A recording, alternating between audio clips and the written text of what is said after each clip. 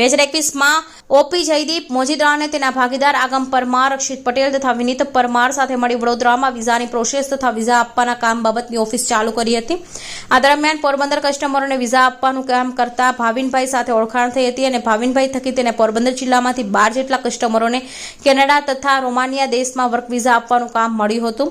આ તમામને અડધા પૈસા ભાવિનભાઈને આપ્યા હતા અને તે પૈસા ભાવિનભાઈ જયદીપભાઈને આપ્યા હતા। બાકીના અડધા કસ્ટમરોએ જયદીપભાઈ મોજીદ્રાને આપ્યા હતા। પ્રેશર આવતા ઓફિસ બંધ કરી દીધી હતી।